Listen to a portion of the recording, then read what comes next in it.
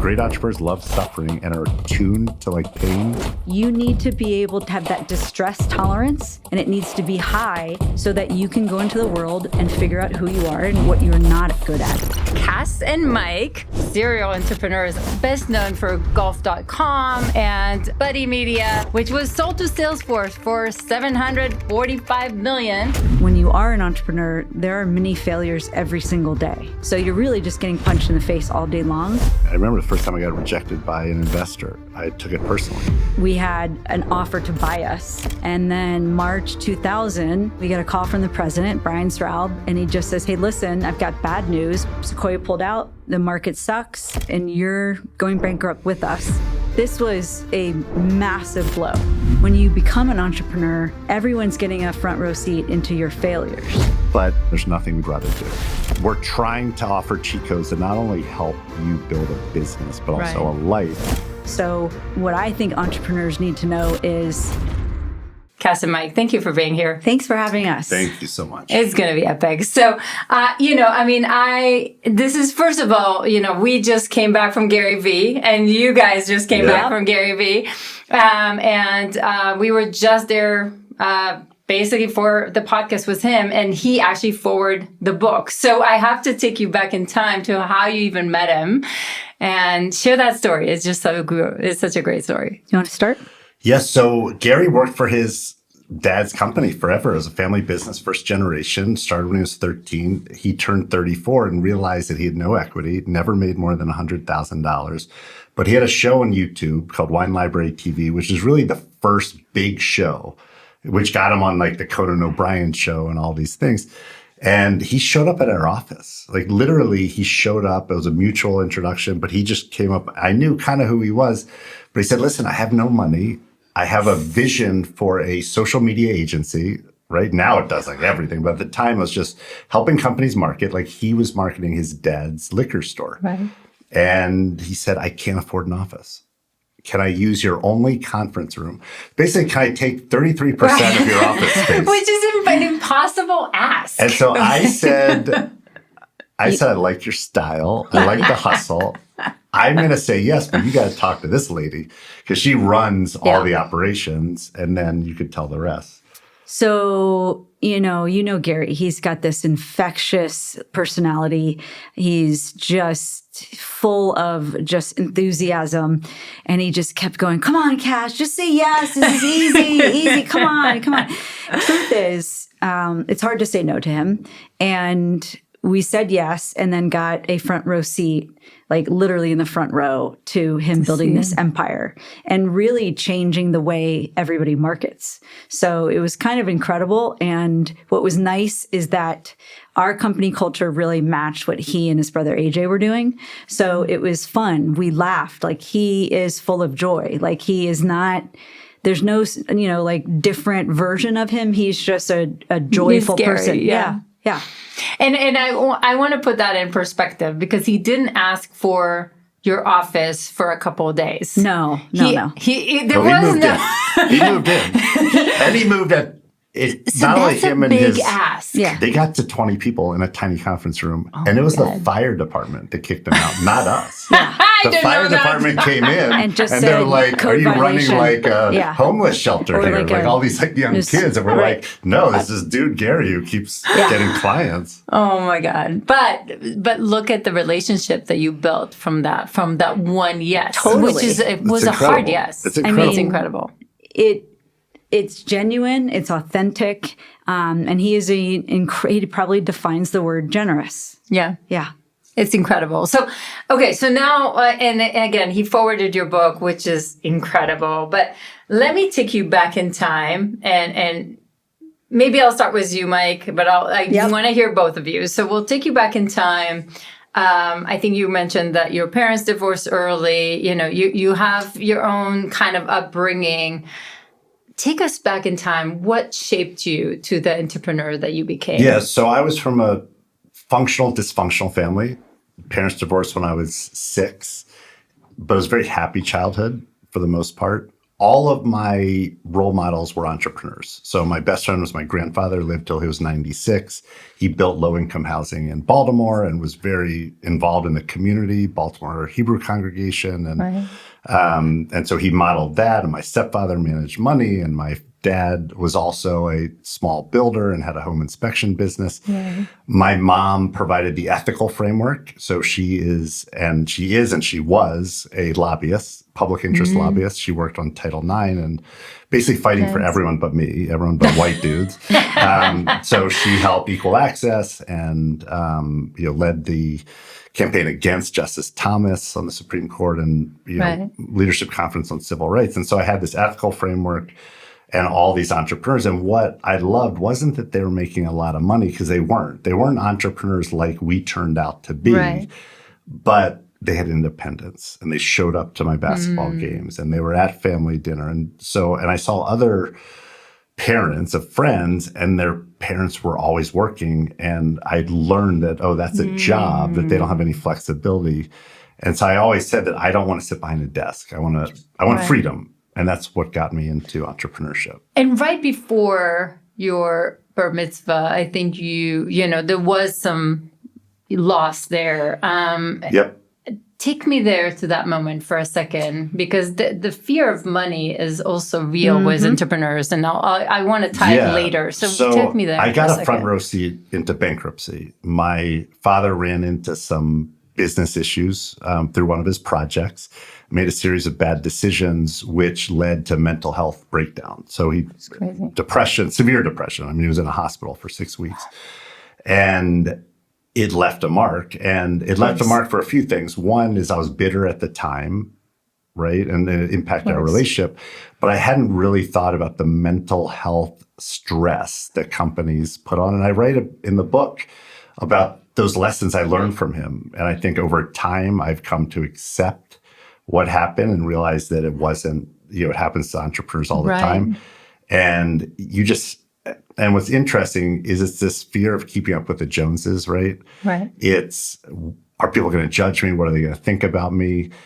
And at the end of the day, people aren't thinking about you. People don't care that much. And so you're much better off dealing with your issues, even if it means downsizing your life. There's a ton of shame too. Like, I think what people don't realize is, and Mike and I say this all the time, is that when you become an entrepreneur, everyone's getting a front row seat into your failures. Exactly.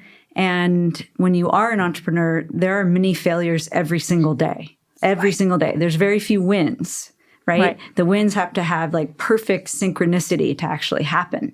So you're really just getting punched in the face all day long. And then when you have big failures, it's not for the faint of heart. Right. And I will want to go there, because I think we all feel it. Yeah. But take me now back in time. You realize you have some dyslexia much later on. Yep. I think I am too. And then you also had, your mom and your dad. Yeah. Talk to us a little bit. I am the last of 4 kids in our family, and I have 5.5 years between me and my closest sibling in age. And my mom, had zero help. There was no babysitters. My dad was on the road. He was a litigator and was just doing trial law work all the time. And, like, I look back, I just don't know how she did it. So 4 kids under, 6, 7. And it was crazy. But I kind of had like my own upbringing, and then they had theirs. And my dad taught us tennis and basketball and golf at a very young age. He was a basketball player. And so I was on my own a lot. And my mom's favorite phrase was go outside and play. Like, I was playing with like rocks and twigs. Like, that's what we did. So I learned to bet on myself. I had no problem spending time with myself. Literally 0 problems. I still, to this day, would you agree? Yeah, she loves silence. That's her favorite music. I literally, like, people say, like, what's my favorite music? It's silence. That's fine. And I learned to bet on myself. I also started to figure things out on my own. I was never afraid. I had this confidence of no one else is here to figure it out. So if I can do it, like, there's nothing to lose here. So, but take me there for a second, because your dad gave me this confidence, but your mom showed some anxiety. Because massive anxiety and depression. How did that balance you, or how did that shape you? For whatever reason, and maybe it's birth order, and maybe it's because my dad had more time with me because he became managing partner, and that freed up time, kind of like being the founder of the law firm. He was able to spend more time with me, unlike my siblings. I knew something was, I knew my mom was suffering. I knew it. And instead of being sucked into it, I kind of wouldn't let it get on me. I'm not saying I haven't had, severe anxiety myself and dealt with it in 30 years of therapy. But I did not want to be stuck in that kind of system. And for whatever reason, my athletics were a savior to me, because what people don't realize is when you play 4 or 5 hours of sports, that's like massive endorphins. So anxiety doesn't really have a shot to stick around when you're doing that much, which is great. This is why when you have anxiety, you should get up and move. Right. Physical. So, for sure. Yeah, I love that. We will tie it later, maybe if we get there, because I think one of the things that you mentioned is maybe she wasn't as satisfied. No, I don't think she was. And I think that is really related to our audience. I think a lot of our audience here listening, they're like, I reached a certain point and I ticked all the boxes. Like, I went to the college and I did the kids and I did the thing and I ticked the boxes, but I'm still not happy and I don't feel like this is the life. And I think, it comes with a lot of anxiety, and I will try to tie it to, but okay. So back at you now, you're going to college, right? And you're already starting some entrepreneurial endeavors. So take me there for a second. So I have a very curious brain and creative brain. And so when I see something new that I'm interested in, I disappear. I go down a rabbit hole and I don't come up unless I find whatever is in rabbit holes. I don't know what's in rabbit holes, but I've been looking in rabbit holes my whole life. And the internet was the first time I was just blown away. And I remember the first time I heard about the internet, 93, 94, I went into the computer lab, and there was no visual interface, but you could access documents, and you could go to some of these early internet, and I'm like, oh, this is going to change a lot. Cool. Yeah. And I'm in journalism school, and journalism is all about information and the spread of information. I'm like, oh, this is going to be big or not. I didn't know how disastrous potentially it would be for some people in journalism, but I started a business. I'm like, this is the future. I want to be there. Sophomore year, I walk into my advisor's office, Mary Didinsky, who's an incredible woman, the first woman to be the managing editor of a major metro daily, the Chicago Sun-Times. Small in stature, but she's a bulldog. And I told her, I'm really interested. I want to do this. She said, do it. Go. Wow. And I was like, oh, that's not what I expect to hear from this, very hardcore journalist, and we're still in touch with her, and we work on some scholarships together. Oh, that's incredible. And what happened was I just got going, and what I tell all entrepreneurs is if you want to get going, there's only one way to start, and that is to start. Right. And your first business oftentimes isn't your biggest, sometimes it is. It oftentimes fails, but that experience, especially, and I'm thinking through we have a kid who's graduating this weekend from college, and he's launching a business, and we're thrilled because it's the only way to learn how to do this. So if he wants to be an entrepreneur, scrape your knees. You just got to do it. Now, we think that they're cheat codes. That's why we wrote the book, just some of the stuff that we got wrong. Right. But it's, you got to get dirty. That's the only way. That's amazing. So, but again, that was, then somehow you learn about your idea was golf. So you start with that, but then you change to golf. So talk to us a little bit about. Coming out of college, I tried the management consulting route. It wasn't my favorite. I was stuck on a government project that was just really painful. And it was 1994, and software was coming out to build these things called websites.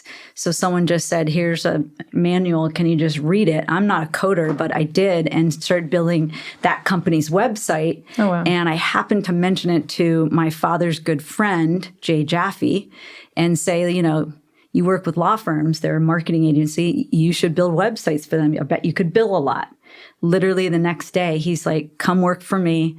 I'll double your salary and we'll figure this out. So I got my real first taste of like starting my own like branch of a company, a little bit of a safety net there. And then by the time I moved to be with him in Chicago in 1997, we were playing golf all the time. Every weekend we were playing golf on these public golf courses that were cheap, primarily because we couldn't afford anything. And I really wanted an easier way as a golfer to track my game and get a handicap, because it really wasn't set up for equity in golf for recreational golfers versus private country club golfers. So Mike had the idea, well, wait a second, let's create all that golf content and syndicate it to all the big websites. And this is back in, 1998, where eyeballs mattered, right? Websites really, really mattered. Right. And so I started it. I brought on Mike Casper, who's our other founder. And then he left his job, which was after he got acquired from Student Advantage, and came and worked with us. Amazing. How did you guys meet? So we knew each other growing up. We knew of each other. So okay. Kass, I don't want to spill the beans, but she's a little older, friends with my older brother. And, when you're like 15 and 11, 12. I'm 15 and he's the annoying 11-year-old. You can't like really build a relationship, right? That's like 40% of your life. But I kind of knew who she was. We went to a wedding in 1996 and we were seated next to each other, and I thought things were going okay in their banner. And then after the bride and groom had their first dance, even though I was like riddled with fear, sweaty, I walk over, hey, would you like to dance? You were really sweaty. I was nervous because she's like hot in a red dress. She's older. She went to an Ivy League school. She's also like doing internet stuff.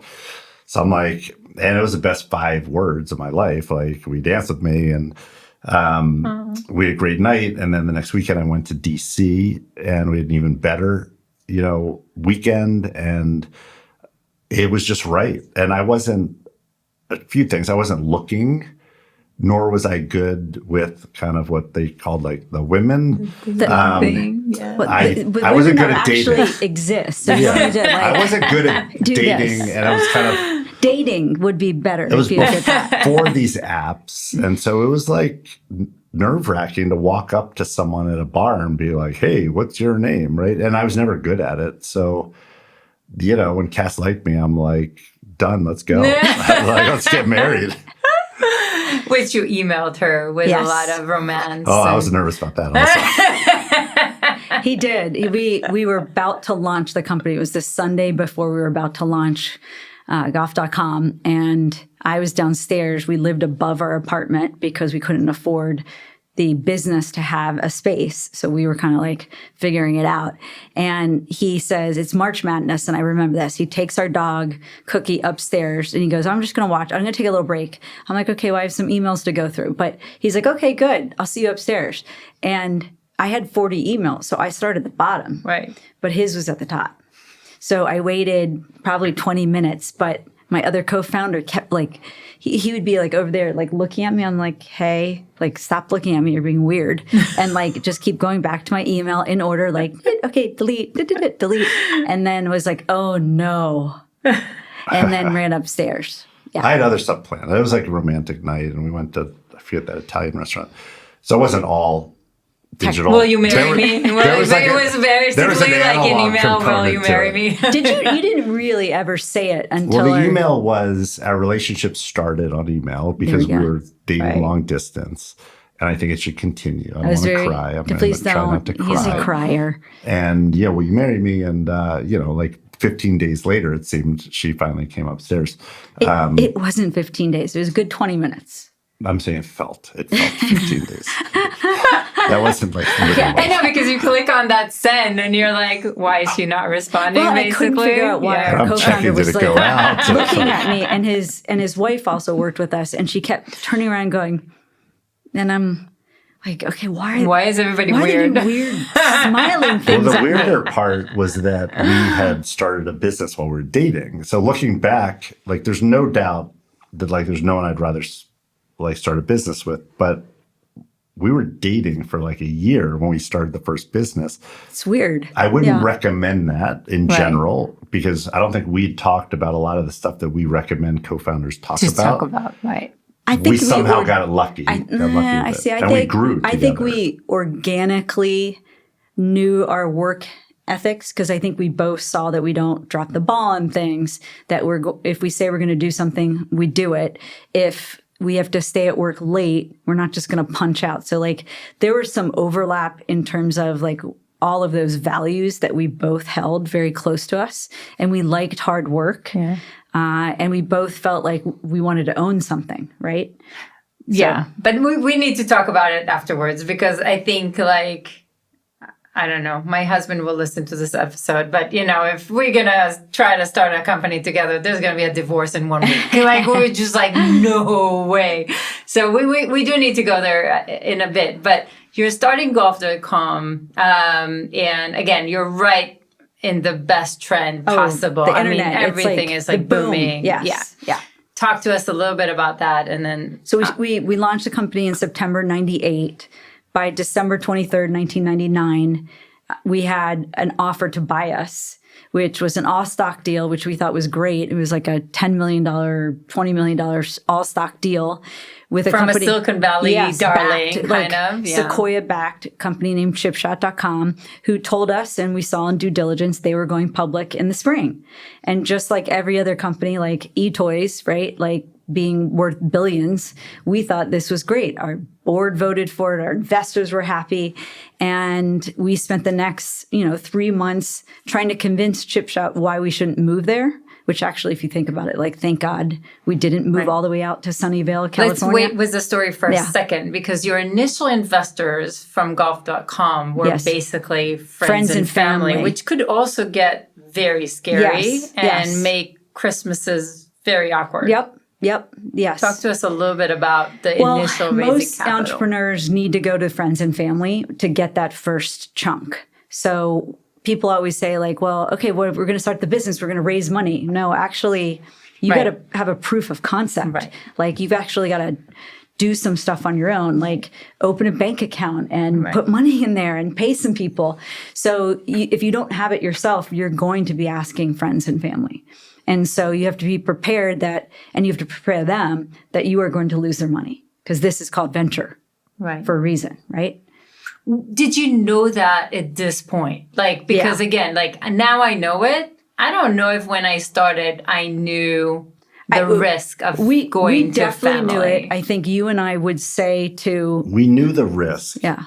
And we would do anything to make it work. Like when you believe in something, there's nothing you won't do. Like Gary was very surprised that we set up a table 2 days ago in Central Park to sell the book, which we did. And we were offering free entrepreneur advice, but so good. And I just think that you have to be willing to do everything. If you're not willing to go into your park and sell your stuff to your local community, we happen to live like walking distance to Central Park. So we're lucky that there are 14 million people there every day. But also, if you aren't going to ask people who love you to support you, do you really believe in what you're doing? Right. It's not fun. Yeah. I mean, it's not an easy ask. It's not like you're sitting there going, hey, you want to make some money? Like, that's not it. We are starting something. There's an opportunity, but you have to assume you are going to lose your money. We didn't know investors also. Right. Like most entrepreneurs, like when you start off, out, like, you don't know these. Exactly. And venture capital is a very small subsection of entrepreneurship. This book is written for pizzeria owners and salon owners, like the real entrepreneurs who have to fund their business off of their bank account and customer revenue. Right. So now you're back to the story. So you have, all these investors, which are friends and family, which I think is really important, because there's a lot of fear also and anxiety of making that not work, right? Even though it's real. Well, and but everyone it's a was risk. psyched. Everybody's psyched. Our company was psyched. Behind the scenes, we were, basically, like I said, trying not to have them move us all out there. And then March 2000 hits, and we get a call from the president, Brian Straub, and he just says, hey, listen, I've got bad news. We were on a speakerphone because there were no like Zooms or FaceTime. Right. And he's like, look, Sequoia pulled out. The market sucks and we're going bankrupt and you're going bankrupt with us. And we can't pay your payroll. And we were just like, wait, what? And say it again. And all I kept hearing was, we don't have any money for you. Because when you get acquired, your bank accounts are locked. Like, they're done. So they were paying all these employees. And I think our biggest panic was like, oh my God, what does this mean? And then, of course, you start going through your head, okay, my dad lost money. My brothers lost money. His family lost. We lost everything. We lost all of it. Like we put in, 30 grand that we had saved over, 7 years each. So it's messy.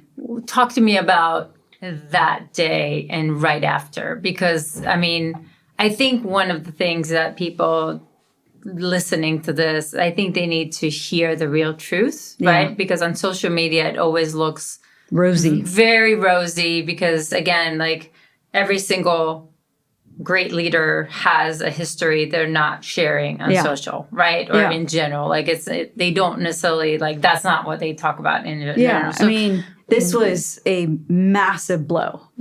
We are dead. How do you sleep? How do you wake up? How do you continue despite the blow? First and foremost, I think, and we did this right, Mike and I said, along with our other co-founder, we need to be truthful right away to the employees. Like, there can be no sugarcoating to this. And it's not, and we learned that the hard way, because, you go out there, they know something's going on, right? Like, people can sense it, right? And we went out there, we were honest, and we said, we have no payroll. We can't pay ourselves. We can't pay you all, but we're going to start this thing over. We believe in it. And not one employee left. So what I think entrepreneurs need to know is there should be no distance between you and your team in terms of knowledge, the good, the bad, and the ugly. They can't handle surprises. They can handle change. They can handle bad news. But when you hold stuff back because you think they're going to react some way, it just makes it worse. So tell me for a second, we just had this conversation with Gary. It's so funny. The difference between, between transparency and freaking everybody out. I think the way I always lead is by saying, like, I believe this will freak you out. It is freaking me out. Right. And I am going to sit here in it with you, and we're going to come up with a plan and move forward. When you name things, they have less power, right? And that became the way we move forward. It's transparent. Now, people ask us all the time, well, how transparent? Do you tell people salaries? No, I don't tell people salaries. Right. But I'm not hiding anything. The truth. Okay. Yeah. So at that point, you're basically in survival mode. Yes. And the only way is to raise enough capital to pay salaries. Yes. I assume. Took 3 months. And which is pretty incredible for the year 2000. So things were... That is insane. Yeah. Things were putting it literally, in perspective. there were carcasses of businesses on the ground everywhere we went. So to be able to raise capital in such a short time, and for the investors to know that this is kind of going into also debt to some extent, that's not simple. No. So is that because of your belief? Is that because of the story? Is that because you already... Well, I think what it was, the biggest lesson was name the problem, take responsibility as a leader, and communicate a plan. Right. Like, what are you going to do about it? Because if we just sat around with the employees saying, oh, woe is me. And so our plans, we said, is we're hitting the road and we're not coming back until we get our money. Like, literally. And we didn't have money, so we're flying like Southwest. We're staying with three of us. We're doing overnights everywhere. 3 of us are staying in motel rooms with like proof glass at the front, and with Kass's Aunt Boo, rest in peace, in New York City, 900 square foot apartment where we're on a Murphy bed and he's in the living room and Mike Casper's on the couch. And like many fundraisers, we just got lucky. And when I say lucky, we were in Chicago. We didn't know a lot of investors. We didn't find our money in Silicon Valley or New York, even though that's where we went. We met one of the few venture capitalists, Keith Bank, who happened to be on a mission to play the top 100 courses, loved golf. He still does. Like, golf is his life. And he introduced us to a lawyer, Bill Weaver at Sacknoff and Weaver. Rest in peace. Who also has passed. But he had golf friends at Medina, and he was a member of Medina Country Club, which is as like It's prestigious as you could get. High end, yeah. Like very prestigious, kind of one of those clubs, right? Right. Like, I didn't tell him I'm Jewish. I can't, like, I gotta like be buttoned up, right? And he welcomed us, and he got all his golf buddies, and we were in this like I remember this ornate ballroom, the most designed ballroom you could ever see. It was like the Versailles ballroom. And we just said, this is what we're doing. And by the end of the lunch, we had $1 million. And like, I remember incredible. Bill being like, all right, who's in? Raise your hand. Yeah, Bill And just I like was drove like, it. And I literally was like, wait, what? Like, is this really, are we voting with hands? And Bill, like his only thing, he's like, That's incredible. I'm going to help you raise money. Just use my law firm. that was Incredible. And we're like, yes. it. We're like, Great. yes, Bill, we will do that. And we came Incredible. back and told the employees we didn't lose one employee. Incredible. Yeah. Like, seriously, like, and I think what's important for people listening is, first of all, like, a lot of it is that you found these common grounds and interests, right? Because again, like, there's a little bit of, if they understand the mission, you basically attract them to want to invest. But you also, again, all the coolest opportunities are always in this hidden market. It's all connections. It's all, right? Yeah. Like, it's who knows who, and that opened incredible doors. And it wasn't that we knew these people. Right. Keith Bank was a cold call. Like, Incredible. That's crazy. But I do say, let's also say this though, golf was hot. yeah. So the other thing that we got lucky on, because timing is everything, Yeah. is, trends are your friends. And we've seen it over and over again. Not just the internet, but we bought golf.com back. And there's this kid, Tiger Woods, who wins the Masters. Yeah. Right? So like, all of a sudden you have like, imagine Taylor Swift winning like golf tournaments. That's what it was like globally. You just say Tiger, and every kid Everybody in knew China, every kid in Europe. So that's why I feel like Bill and his friends, Bill was incredible with technology and really, in the front in terms of understanding how technology would impact the world. So he was pro technology. He really He was believed incredible with technology Yeah. and cigarettes. in it. And cigarettes. Those are the two things I remember. He did smoke a He lot. knew how to talk tech, and he would, in his office, there was no smoking in his office. Like the firm he couldn't smoke, but in his office, it was a salon. You could do whatever you But wanted. he really was a pioneer in terms, especially in a law Incredible. firm. And between that and really loving golf, I think, we hit a little bit of a jackpot there. Right. Now, at this point, you're then growing golf.com, but you're also, getting married, Yes. 3 kids. Like, that is a lot. Yes. How do you navigate Well, all of it?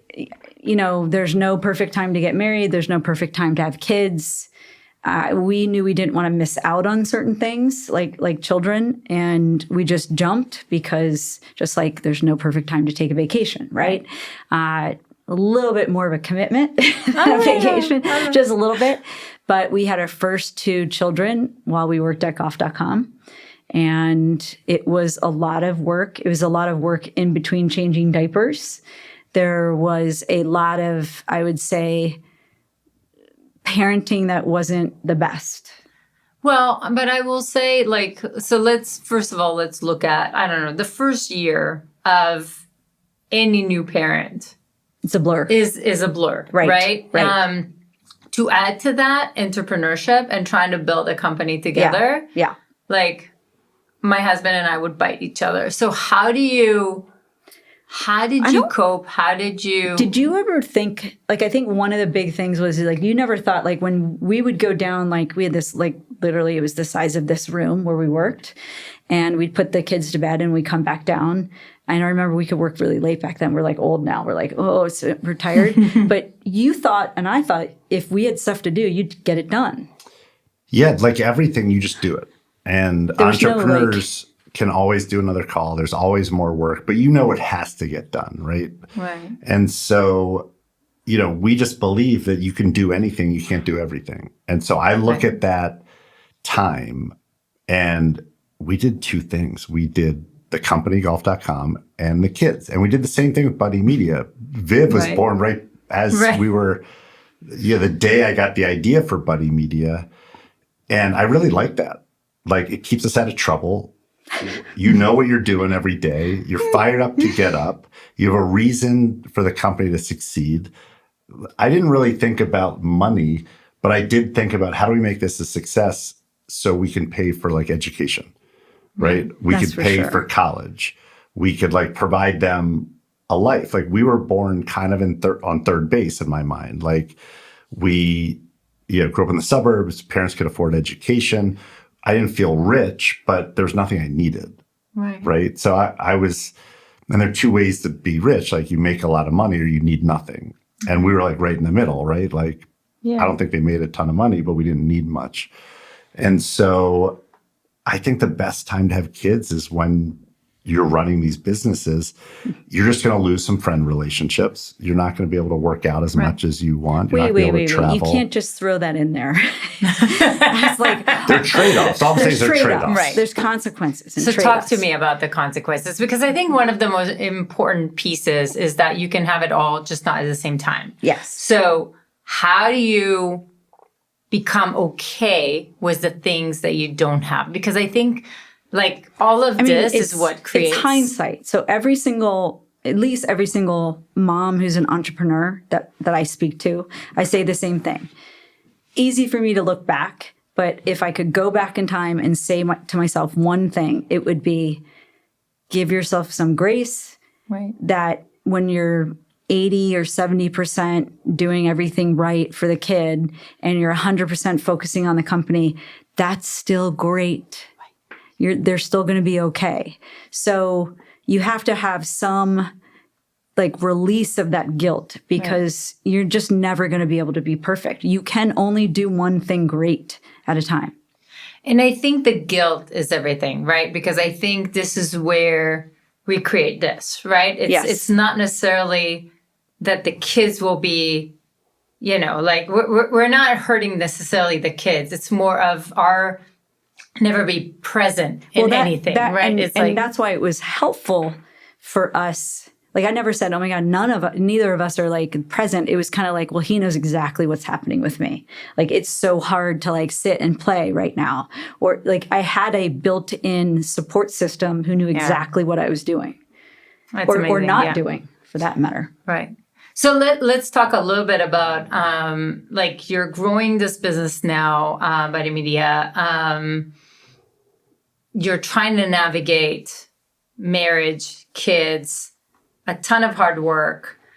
Does it ever come to a place, maybe there or in golf.com, where like, oh my God, I don't know if I can do this. Like, this is too much. Is definitely for me. I mean, every day. It did for me. So I'm just like, I was like, I mean, every day we're having those conversations. We're having these conversations even about what we're doing right now, which is selling the book. It's like, oh my gosh, is this ever going to end? Right? There's so much you can put on your plate as an entrepreneur. And we both don't want it to end, and we don't want to not put in the maximum effort. But it's going to be a bestseller anyway. So why are you putting so much time and effort? I mean, the thing is, like, when we commit to stuff, we're all in. I think I think a lot of entrepreneurs, it's like a personality thing. Yeah, right? like, why do anything if it's going to be suboptimal? Why write a book if no one's going to read it at the end of the day? And so I think when we're going through these companies, every day is like, oh, we're as miserable as we possibly could be at work, and there's nothing we'd rather do.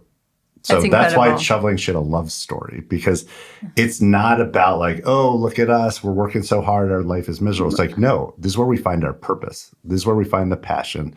And this is how we build a life that's worth living, which was always important to us. Like, and our kids are like, well, why? You could have been billionaires. We see how you work, right? But I'm like, were we around?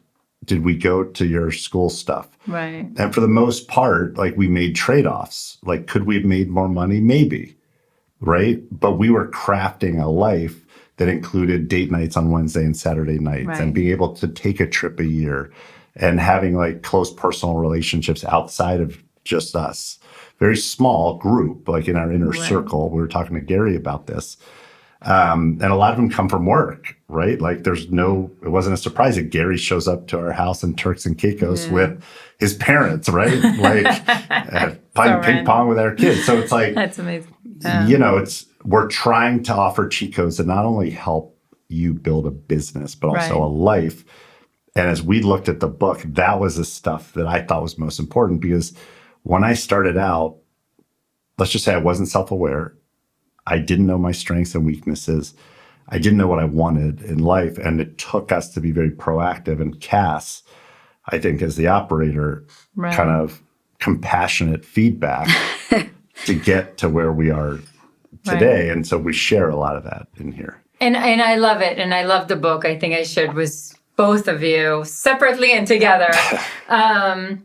Because I think it hits home for me as an entrepreneur. I'm sure it hits home for other leaders as well. But for me as an entrepreneur, it does feel like you're essentially shoveling shit all the time, right? And it's like, but take me there, because Mike, at some point you're flying and you're you're away a lot, and then your health deteriorates. Like, because again, these things are real, right? Like, I mean, I can see it on myself. Like, I'm not where I used to be. So, I mean, it's like, how do you... So we prioritized a few things, like company, kids, our relationship. What I didn't kind of prioritize was my health. So I weighed 40 pounds more when we sold Salesforce, traveling all over the world. We had offices in Singapore. Social media was global. So we had global customers. And we're talking about 9 out of the top 10 global marketers.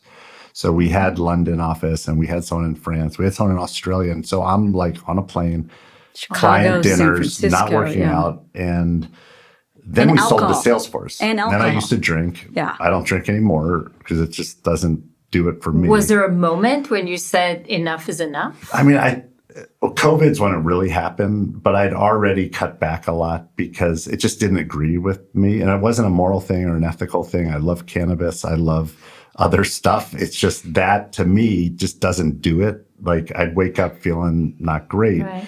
I also have an artificial heart valve, and my health has always been kind of on top of my mind, I guess. Right. And so it got to the point at Buddy Media and then Salesforce where I work even harder. Salesforce, there's no slowing down. And we wanted to grow, and the company did. It went from 6,000 to 20 while we were there in the 4 years, and 2 billion to 10 billion in revenue. Wow. And my cardiologist said, you're going to die. Like, if you don't get in shape, like, you're putting too much pressure on your heart valve, which it's like any machine, that it's going to stress it out. And I had dinner, it was September 2014. We had dinner with Gary, and he looked great. And he'd hired someone as a trainer to travel with him. And at that dinner, I forget it was a sushi place. I'm like, I got to do that. Yeah. And he even said, he's like, you're fat. Like, you're like not going to live. Like, you look. My God. And I'm like, you're right. And so 2014, I started prioritizing that. It's Before easier. that, what did you think? Did you see all of that happening? Oh, we both. I was 35 pounds heavier. I had an undiagnosed severe thyroid issue. I was in pain. I was getting migraines daily and literally like chasing migraine pain, but trying to prevent it with different, medicines. We both saw it. We weren't connected like when we're at our best, we're like yin yang. We know what's going on. When I'm on a plane, a 19-hour plane ride to Singapore, which I would do like every quarter, like, we weren't talking, we weren't doing date nights. And so, it just felt very lonely and very like, this can't continue. Because then you get to that point, you're like, you show up to the gym and you can't do anything. Because you're too tired. And then you eat with clients and you start like shaming yourself but it's like, okay, we're at like Jean-Georges restaurant trying to wine and dine. I can't get like the veggie menu, right? And so we're in a culture right now that celebrates wellness more. Right. That Which is great. was a culture, especially in enterprise software. And especially after COVID. Yeah, but at the time, if you remember, like enterprise software was sold over steaks and wine, it was not health. Totally. And so now it's kind of, a lot of the people we work with, like, let's go for a walk or let's go to a class or let's go play pickleball. That didn't exist as much back then. And if you didn't drink back then, it was very, very awkward. Yeah. Very awkward. And ate, like drank and ate. And I remember as a woman, I would go to these bars and people would expect you to drink. And it was actually almost like a test, right? Like they would kind of like push the drinks at you. And I'm like, I'm not going to get drunk near you. So I'm like, that's not going to happen. So I was just like, toss it or something. Like I would find my way. But speaking of, like a woman, I do have to go there for a second. Like I think there's a lot of advantages that we have, but there's also a first impression disadvantage if you don't necessarily, like if they don't know exactly who you are, the first impression sometimes is harder. I can tell you when we were running golf.com, I mean, talk about a really tough industry for a woman. Right. I mean, it is 100% male dominated, right? If you just look back at what were the advertisers. Trust me, I was in the Air Force. Yeah, I know. I hear you. What were the advertisers at the U.S. Women's Open? And it was like tampons and like shampoo or something, right? Like this was a very hard industry. And I think it was easier at Buddy Media. I think Mike also looked at me and always has as an equal. And so there was just no way around that. We had difficult investors who would sometimes try to make me less than. And that's just what happens with women. So walk me there for a second. Like, where was there like specific moments when you're like, how do I change this? I think, change people's perception is hard to do. I think my dad had always taught me to be an equal to my sister and I, to be equal to my brothers. And ironically, less so my mom, which was very odd to me. I remember being young and being like, why does my mom think I should serve my brothers? But my dad's teaching me how to box so that I can punch my brothers. This is very interesting. But I think part of growing up with a tough family is you have thick skin. And I found it very funny. I find it more frustrating as I get older that I'm still living in a society that devalues women and, things like that. But you just got to keep moving forward and you got to have advocates around you. And I had a lot of great advocates. Right. And I mean, again, I think what you're doing here also is breaking those ceilings, right? Like, I think sometimes I share it even, like with my staff. Even in the podcast, when we reach out to, again, a lot of leaders, like a lot of women don't say yes. That's interesting. And it's like so interesting because we have Richard Branson. We have, have like the top leaders. That's so wild to me. Most women say no. And it's like, or they just ignore. I mean, I'll give you an example. We've experienced, one of the most frustrating parts of running, Buddy Media was, often women on women being like violence, like not violence, literally like hazing. What I mean, like emotional. Like Mean Girl stuff. And I remember like Kass would just like go after it. Like if I see this again or fire people on the spot. I would fire them on the spot. I was not going to be in a community of people who are working this hard to have one kind of Mean Girl experience.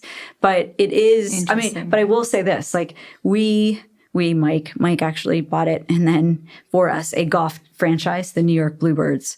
And we happened to in this last... Well, I bought it without telling her. Yeah, I knew she really wouldn't cool. like it. Yeah. And so I was like, wait, what? So in any event, we ended up winning one of the big tournaments with this incredible team. And we're co-owners, right? Like with everything. And Kass does all the work. And literally. We had to find the players. We had to find the head of player relations. We had to get all the uniforms, come up with the brand, market it, and all this stuff. And so they kept trying to hand the trophy to Mike, and Mike kept just handing it back to me. And it's just so funny. And then when we were celebrating, Mike's like, you hold it up. You hold it up. So you have to have advocates around you, but it still exists. Yeah.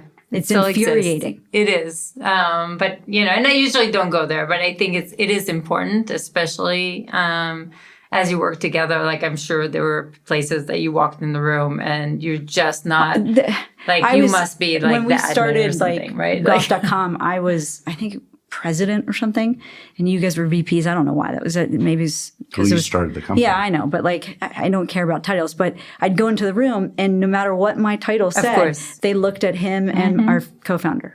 Yeah. So that sounds very familiar. Yeah. But so let's talk for a second about thick skin. You mentioned the word thick skin, and I think that's really, really important because I think in entrepreneurship, you're gonna hear a lot of hate. There's going to be things from, I don't know, lawsuits and things. And I mean, shoveling shit, right? There's things piling your way. How do you create that thick skin? And this is for both of you, but I'm just... Do you want to start? So you create it by doing it. So the first time you do anything, I remember the first time I got rejected by an investor, I took it personally. Oh, yeah. Right? And then the 100th time, you're like, whatever. Like, I guess that person doesn't like making money.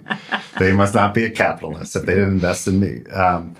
And the only way to develop this thick skin is to develop a thick skin, is to do the stuff that's hard. And what's interesting is you have to lean into the pain because that's where everything is. Like your customer pain is what you're trying to solve. Oftentimes a pain that you have is where great businesses are powered by. And people are like, just, find out what you're passionate about. Do what you're passionate about. It's like, no, like do what you think makes sense from a business, which are, we think, 6 specific things. Very rarely is it in a passion. And frankly, when we did golf.com, we ended up hating golf and not playing for 10 years. So whatever you think you're passionate about, do it for a living and you will be anti-passionate about it. You will hate it. And so I just think that like great entrepreneurs love suffering and are tuned to like pain. Yeah. They know when their employees are in pain and when customers aren't happy and I just think that like, live in that, like live in the discomfort because that's where you grow and that's where good businesses come from. I want to lean something, just a second. Like, I think I want to lean on something that you said because I think it's really important for the listeners. We do believe in a zone of genius. Like, I do believe there are sweet spots where your unique experiences and skills and connections and everything or whatever shaped you, that can be a really good spot. But what I love what you just said, and I think is important, sometimes people start a business because they're in love with a certain thing, idea. I like to coach. I like to whatever, to teach. But when you're going to start a business, 95% of the time, you're not going to coach. You're going to do sales. You're going to do marketing. You're going to do whatever. You're going to show shit, right? So I think it's a really interesting phenomenal because I think people are coming from the passion, but what they actually going to do is 90% of all the rest. And the passion is not going to be there. So I think that's just an important distinction. And great entrepreneurs can do anything. Like we talked about Gary, right? And he has an agency. He has a trading card business. He has like all of these things, right? But running a business is running a business. We've started buying businesses, cash flow businesses. And we run our playbook, which is giving back and all these things. Like first thing we did with our healthcare staffing firm is we started the kind of this matching program, which is a profit sharing program. And employees, it's a 25-year-old company. They never felt a piece of like all the profits, right? And then alignment happens and then good things happen. And whether it's like a healthcare staffing firm or a car wash or a pizzeria, it doesn't matter. Right. Yeah. It doesn't matter. Treat people with respect, align incentives, make sure people can grow within the organization. We constantly were saying, what do you want to do? Like, you want to start a company. Like, you're not here as your last job. And what you're doing at this company is not your last job. So we want to understand your path. Yeah. Right. So we have a growth path for you. Which makes sense. But talk to me about money fear. Like, money is real. Like, I mean, again, sometimes it's really scary. I grew up watching a dysfunctional relationship between my parents and my mom literally fearing she had no money, which is odd because, they were married for 42 years before they divorced. But like, it was like, I am not going to have somebody else's money. That was exactly what my mantra was all the time in my head. Like, I will make my own money. I will be self-sufficient. I will not lean on anyone else. Right. So that's kind of what we did. And now I think we lean on each other. But I think that's it. I had a question for you in the Air Force. Don't you feel like that prepared you because you had to suffer so much? Oh, yeah. And I feel like when I was an athlete, like that training, that 6 hours of training a day, that's just what prepared me. And that's Athletes why and military are the two best places employees. for entrepreneurs to train. Yeah. I do agree with it. And I think at the end of the day, it's so funny because my son is now, signing up for college or whatever. And I'm like, I don't really care where you go because all I care about is that you have resilience, grit, and Correct. the first, your first chance at internship. That's all that matters. It's funny. Our oldest is graduating this Saturday. And what we're celebrating is that he got through something that he hated. I love that. That's it. He hated the whole 4 years. He didn't like studying. He didn't like the classes. Oh, he my made some God. friends. This but is I so said, good. This is what you need to be in the world. You need to be able to have that distress tolerance, and it needs to be high so that you can go into the world and figure out who you are and know your strengths and know your weaknesses. That's so true. And I was like, you know what? If you want to take a gap year, take a gap year. If you want to work, you want to work. I think that, what I think about education. I think it's really, really important, but I think it's you're time to reinventing disrupt it. it. You are. It's time to disrupt broken it. right now. And people have to realize that like no decision's final. You could That's be the in med most school important thing. Yeah. and say, I hate this, and go become an entrepreneur. You could be a stay-at-home mom, which is the hardest job, or stay-at-home dad. Right. The hardest job. Like, we would have failed miserably. Correct. And make a decision that, something I need to like get out there and interact with people. And I think that idea, people get stuck. And I think your mom got stuck. She was highly educated, one of the first women to be accepted in the Chicago Business School, made a decision or was told societal that she should be a stay-at-home mom. And I think that's my mom too. And I think that it crushed her. them. It and crushed deep her. down, there was an anger and resentment toward and it's not your that dad. the kids aren't enough. It's that she had more to offer. There's more to offer to the world. And the regret creeps in. And her voice, she had a lot to share. She could have shared a lot more. And a lot of kids would probably be better off, I'm not saying you, if the parents weren't around. Right. Like if they were working. But they actually chased their dreams. But so for people who are listening, except for obviously reading your book, except for the people listening and they want more for themselves, they want the impact, they're trying to figure out what's next and maybe they're afraid to take that step. But they really do believe they're meant for more. Yes. They just don't know what that more is. What would you say to them? We say this all the time. It's not about where you went to school. It's not about your GPA. It's literally do something. Take the step to show that you led a project. And here's how you helped people. Or you hired a team to go finish this. Or like in my case, I was given this chance to run an interactive arm of an agency, right? That was a lot that I had to figure out. You can't get stuck and paralyzed saying, I know I have more to offer, but I don't know where to start. Your job is to figure out your talents. What are you good at? And figure out what you're not good at. And then find people around you that fill in those gaps so that you can go out in the world and say, okay, I'm going to apply this now to this kind of job. Oh, I didn't like that. But I learned something, and now I'm going to sharpen my skills over here. And then eventually, if you say, I can be an entrepreneur, great.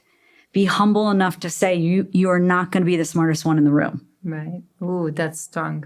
But I think so that's like really good practical advice. Now, he's going to come up with something that's totally different. No, it's not totally different. But I think what's holding a lot of people back who I speak to is fear. Is this like there's something that isn't even like, based on anything real, but they're scared of something. And what will people say? What if they fail? I mean, there's resilient But it's things. oftentimes it's stuff they can't verbalize, but it's what's my mom going to feel? Of course. For me, like my mom wanted me to be a political journalist. she still does. And she's like, why wasn't I like celebrated in the book? Because like, you really weren't like, you didn't want me to be an entrepreneur. Like, what was I going to say, right? Like, I got my ethics from you. Oh my God. And oftentimes it's just like, this, I'm not going to say irrational fear, but fear that will never go away, but you have to jump with the fear. Like when you jumped out of airplanes, which when you went like, you had to jump full of fear, but you still have to jump. By the fear. You did your prep. You knew that your parachute was going to come out. You knew you were going to land. You trained for it. And people need to jump. And they have a parachute that they don't know, they don't always recognize. Now, when you don't jump is when you have like a huge mortgage and like 3 kids and you have real responsibilities. You got to be an adult, right? The Decisions have consequences. But the other thing is like you told, like on top of that is by doing, you are, and Gary says this all the time, you're doing the reps.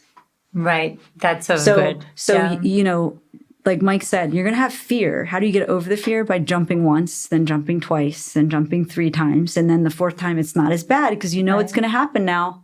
Right. And you're developing, you're doing the reps. And you're going to love starting over. Right. Like Gary is like, everyone else is probably asking you, like, why are you working so hard? But he's like, I know you guys like starting from zero and building something. And learning.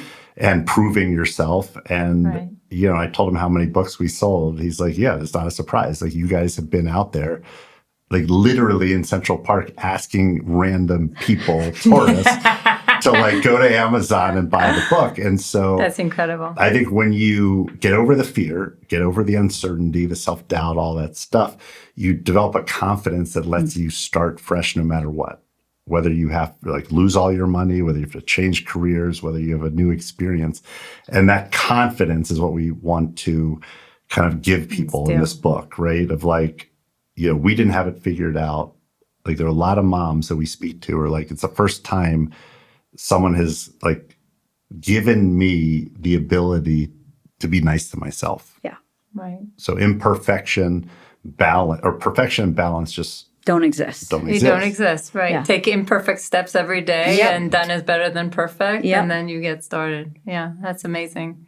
Hey, Mike, Kass, thank you so much. Thank you for having this us. is amazing. No, this is great. First of many, hopefully. Congrats on the business. We may have to sign up because we're reinventing ourselves. You're going to partner on something for sure. Yes, but awesome. Thank you again. Thank you. More episodes that you're going to love are right around the corner, so definitely make sure to click the like button and subscribe to our channel. Also, who in your life should see this today? Do share this with them. This will inspire and help those you care about and helps us continue to bring amazing guests. And I will see you there.